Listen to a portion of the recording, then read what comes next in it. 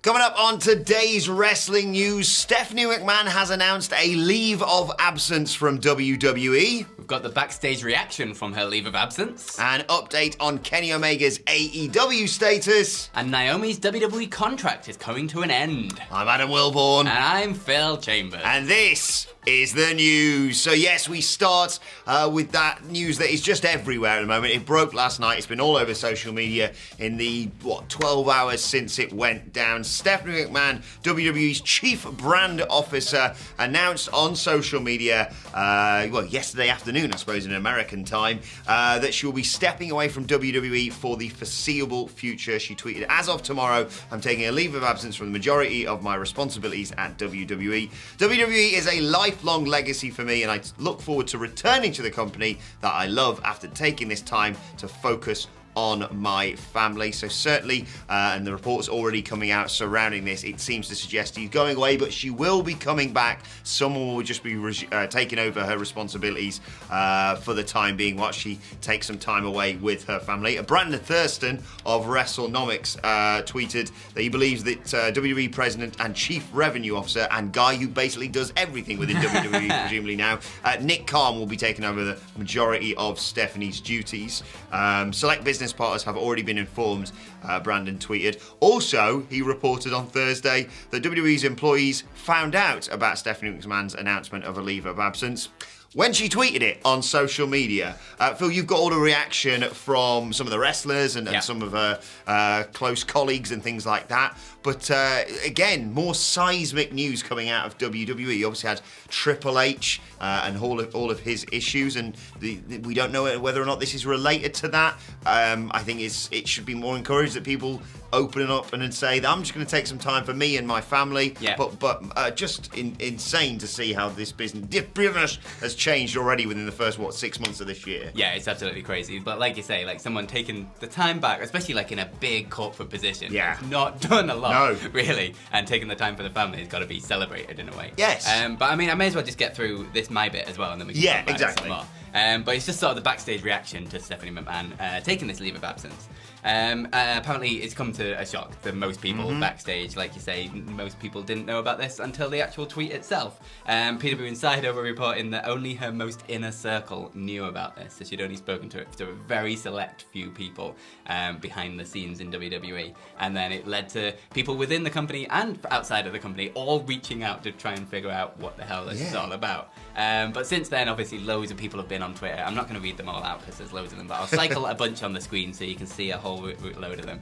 But everyone from like Johnny Gargano to like Alexa Bliss and Sonya Deville and everyone tweeting their support for Stephanie McMahon in this, saying like family first and lots of heart emojis and things like that. So an outpouring of support for it. But yeah, like you say, it came as a complete shock. But I mean, you've got to do what's right for your family at the end of the day, and what this leaves in WWE is a gap for Nick Khan, who seems to be one of the busiest men in the world now, I imagine. I think he's WWE's Thanos now. Yeah. He's just taking over all the positions that have chief related to it, and he's already the president, isn't he? That's the right one? Yeah, WWE president. So, I put my personal feelings regarding Stephanie McMahon to one side for all this, because like you say, however you feel about her, she has been ever present in WWE since 97, it felt like. Long.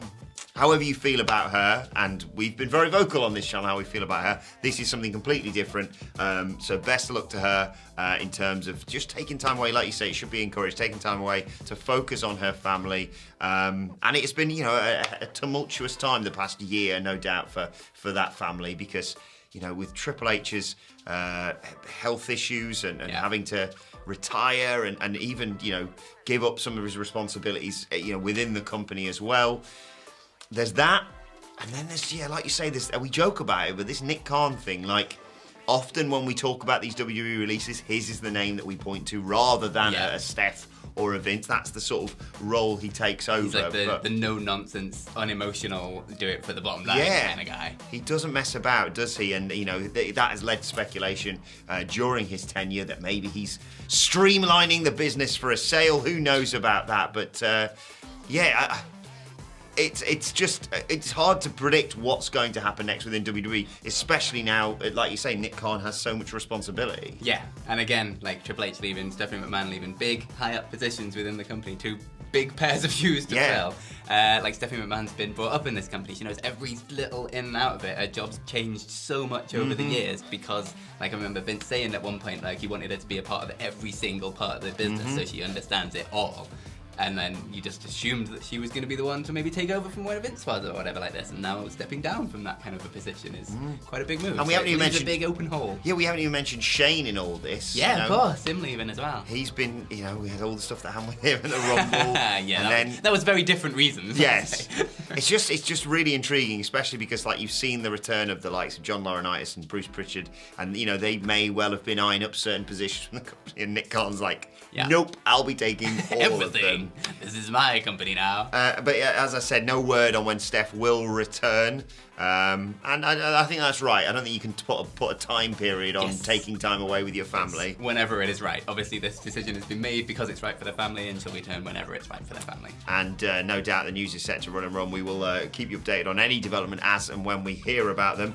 Switching to AEW, though, let's talk a little bit about Kenny Omega. It's been over 6 months since we last saw him. He wrestled at Full Gear 2021, of course, and then just announced a myriad of bonkers injuries and issues that he's had wrestling with. What was it he had? Vertigo. That was it. Yeah.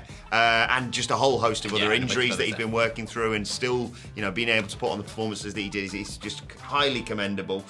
6 months away, still no word, sadly, on when he will be returning to the ring. I've seen all the countdowns or count-ups, I suppose, on social media of how long he's been away and how much people are missing him. And I do think, AEW are missing him to a certain extent. And PW Insider's Mike Johnson has provided a little bit of an update regarding his position within AEW, though. No word, as I said, on him returning to the ring, but he has been backstage at multiple AEW television tapings over the past few weeks, putting in work producing matches in the women's division. He's obviously had a major role to play since the inception of AEW with that women's division, so he's keeping himself busy whilst presumably still recuperating from those injuries. I wouldn't want him to rush back, especially absolutely not. The moveset he has to even just stand in a ring with vertigo. I'm sure I've never had it, but obviously I've heard it described. Just existing sounds like a bit of a stress. To go like, I'm just going to flip over the top rope onto a bloke that's in my head moving around. Yeah. Blimey. So no word on when he's going to return. But of course we have the Forbidden Door event. That goes down on the 26th of June, and no doubt AEW, Phil, would want him back for that. But good to see him still keep being involved with the company. Yeah, exactly. And he's got the AEW Games things as well. Yes. He's doing. But yeah, like there's no way I want Kenny Omega to return before he is exactly ready to return. Like he deserves this time off. He deserves to recuperate. Like I've never had vertigo either, but the way I imagine it is, when you get really, really drunk and then you lie down in your bed and the room's spinning. I imagine it's that, but you're wrestling someone and jumping over the top rope and flinging yourself about all over the place. How? I don't understand that guy. The talents of that man to be able to do that with a spinning ring is nuts. I don't understand it. So you take all the time you need to get better. I know the New Japan thing, that would be a massive coup for them to have him on that show, and I think everybody would want to see him on that show. I think the best we can hope for is maybe a return on that show. Maybe not even necessarily wrestling. But whatever it is, whenever it is, take the time you need. Get all of the other niggly little problems fixed as well. It wasn't just a vertigo. There's a lot of other health issues and like getting his neck broken on YouTube and stuff like that. Yeah, God, that video is ridiculous. If you haven't seen that, go search for Kenny Omega Extreme Chiropractor or something. It's mental. But get well. I like it when people click their fingers, let alone his neck. Be 100%. Don't rush back. And nice to hear him, still getting involved in the women's division as well, because I think, it's been improving, but it still needs work. I have no doubt that Thunder Rosa Serena Deeb is going to be great, and the Owen Hart tournament's been really good, and Maki Ito having her come back, and Britt Baker seems one of the favourites for that tournament as well, of course. So I'm glad to hear that he is keeping himself busy. Yes. With a women's division in AEW. But first and foremost, just to echo your thoughts. Yeah. Get well soon, Kenny. Absolutely. And finally, moving back over to WWE and Naomi's contract situation. Now, this is coming from old Meltsy's D of the Wrestling Observer Radio, saying that she is currently in talks with her WWE contract. Now, there's not an actual time frame on when it expires, but she is in the middle of the negotiations, so you've got to imagine it's coming up pretty soonish. Meltzer went on to say that a lot of people within WWE now that are sort of redoing their contract situations and getting through these talks are landing quite big pay rises because of obviously the added competition that AEW brings sort of within the marketplace of places that other people can go. And because of all of this, WWE's pay scale has improved quite a lot, leading to some dishy contracts getting out there and some very favourable deals, let's say, to people. Now, obviously, Naomi is in a slightly different situation to a lot of people because of the frustrations that have been going on recently in the walkout and Raw and the sort of creative frustrations that led to that, and whether I assume she's going to be bringing those up within these contract situations, and if she gets a favourable deal out of this and good creative out of this through this renegotiation because of the added threat of possibly going to AEW, it could be a really good situation. But obviously there is no word on exactly the specifics of anything yet, just that she is in the talks, so I assume we will have news some point soon that we can bring to you. Yeah, and from that we can assume, and people are seemingly claiming that her contract is set to expire relatively soon because they're in the midst of those contracts negotiations, as you said. Yeah, it's a combination of things, isn't it? AEW's there as a massive alternative, and they would be... WWE, like I said, the AEW Women's Division is improving, but it still requires a lot of work, and it needs more talent, in my opinion. And that's the biggest area of AEW where they could get someone from WWE and it'd make a huge impact immediately. Exactly. You know, look at what they've done already with Toni Storm, for example, and they've clearly got big plans for her. There's that, and also if you start screaming about the fact you've made record profits all the time, people will go, well, it's for me, sort of thing. So... what is this Naomi and Sasha thing is just going to set to roll on, no doubt, and we'll be talking about it. I mean, it broke on Tuesday, of course, or broke Monday night, I suppose, but broke on Tuesday here for us, and we've been talking about it all week. I have no doubt that Monday, the Raw before, the lead up to that Raw is going to be tasty indeed, and there may well be things coming out over the weekend too. There's the kind of rumours, was it Jimmy or Jay said in an interview about the possibility of her joining the Bloodline as well? So, like, maybe that ties into it if she wants to do something there. Yeah, I don't really want to comment on the whole, maybe Sasha's the one causing Naomi to do this situation, because until we hear from them, there's no point speculating on stuff like that. What I will say is if she is in the midst of contract negotiations, I would assume she would feel more confident in doing an act like, you know, walking out of Raw because of the dreadful creative I've no doubt they were offered. Yeah. Because, it's not like...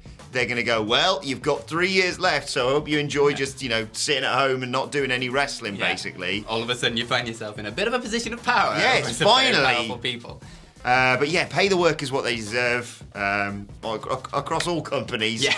And we'll keep you posted again with the whole Sasha and Naomi situation, her contract, and what happens next. But I would just encourage maybe pumping the brakes a little bit in terms of pointing fingers as to whose fault this is, aside from WWE being bad sometimes. That is, the fault lies squarely on WWE being a bit bad. And I'm not going to say it, but the phrase that they often use when Stone Cold left, that's got no place for me in this whole story.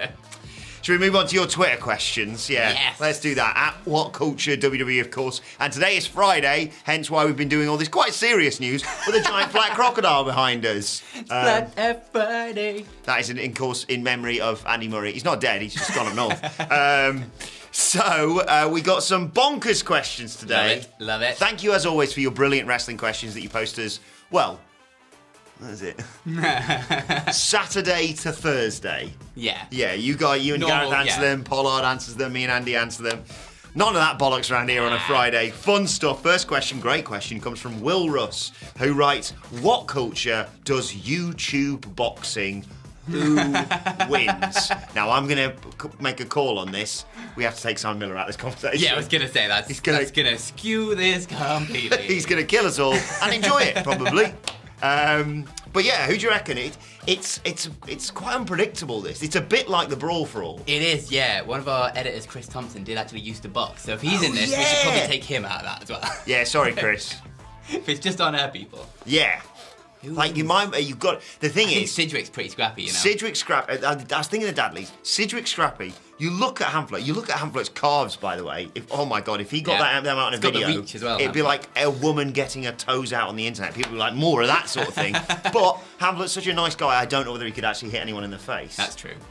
You're pretty wily, by the way. Wild card. You're keeping quite quiet on this one. I'm not going to vote for Murray on this one. I think he talks big game, but I think he's massively soft, that guy. I think he's like me. He'd get punched in his nose, his eyes start watering, and he'd just tap out, even though I don't know if that's the thing in boxing. However, I would say... Definitely not Cleary either. I'm just gonna I would say I'll spark out Jake Paul any day of the week. I would... Oh, my God, I hate that prick. Yeah. To make Logan Paul look like such a good guy is an incredible achievement. So congratulations, I suppose. And I'm putting my money on Sidgwick, I think.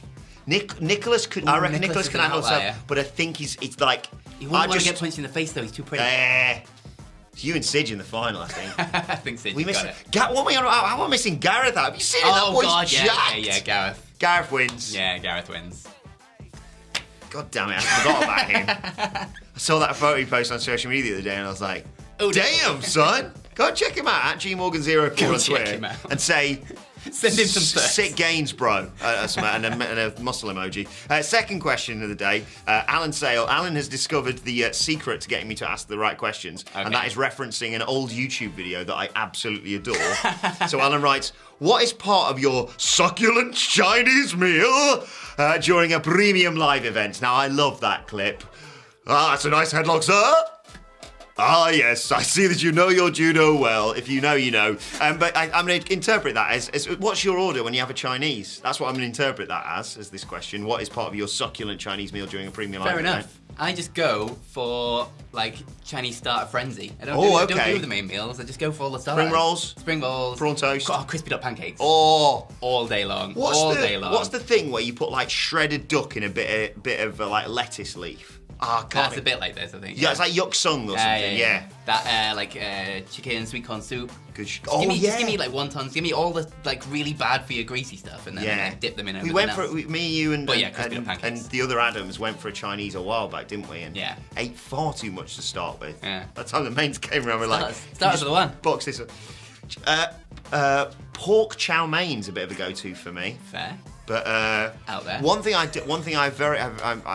piss off my in-laws with is I'm very insistent that when we order food, Joey doesn't share food. Like, we had a Chinese like this week, and they were like, "Cool, so we'll get some like beef, black bean sauce and chicken." Get a little lazy Susan. Cool, so is that what you're eating? Because I'm eating my food. I know what I like to eat. Don't fucking touch it. Fair. But yeah, now I want a Chinese for lunch. Anyway, final question today. This is the one I told you about before we started filming that I'm fascinated by, from Ryan A. Thank you, Ryan.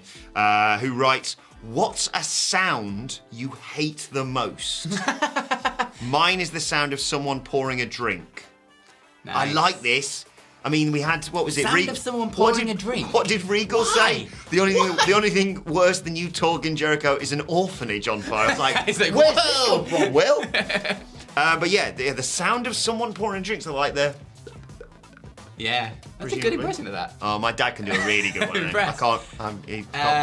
Polystyrene and like breaking polystyrene. You know, like this hard polystyrene packaging you get in things. Yeah. Like when you're pulling it out and it goes. Oh yeah, and that's a good shout. Not into that. It's definitely not burping from the WhatCulture office, because that's a regular occurrence. Yeah. Do you know what I'm gonna go with? Again, a little weird. Feet in snow. You know, like crushes. I don't know why it goes through me. Like, I love snow. Yeah. Love all that. I have to if you live in England. But just the crunch, which I know is meant to be like a nice thing. Yeah. It's like saying, I hate new freshly cut grass, which I do because I've got hay fever all the time, seemingly. But yeah, the crunch, and I know that makes me really weird.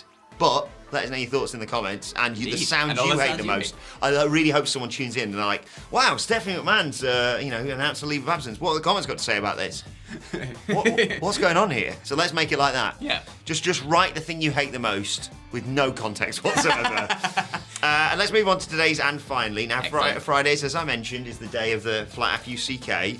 But I've got to give a massive shout out, and I was really hoping, I'm going to show this to Andy next week. I'm just going to spring it on him. Shout out to John Blaine, who tagged me and Andy in this when at Good Reddit shared this image, because we all know about the Flat FUCK.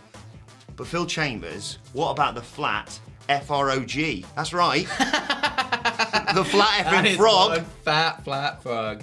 More. How much? I know. 2 kilograms of frog. So yeah, more flat animals, please. Yes. Alive. Yeah. You don't feel like So we want squash them. noises you hate in the comments and flat animals, alive flat animals in our tweets. What a channel that we run here, eh? Let us know your thoughts on that and everything we've discussed in the comment section below. Don't forget to like, share, and subscribe. And subscribe to What Culture Wrestling on either iTunes, Spotify, or wherever you get your podcasts from for daily wrestling podcasts. Got the SmackDown preview, the Rampage preview. This is Rampage, baby. And Wrestle Culture Complete with a hashtag Bloody Good quiz coming your way later on today. Plus, you can let us know thoughts, Twitter questions, and flat animals on Twitter at WhatCultureWWE. Well, actually, follow both of us. You can follow Phil Chambers at Fill My Chambers, and you can follow Adam Wilborn at Adam Wilborn. Follow us all at WhatCultureWWE, as I said. My thanks to Phil, though. Thanks to you for joining us, and we will see you soon. It's Flat Frog Friday, you froggy losers.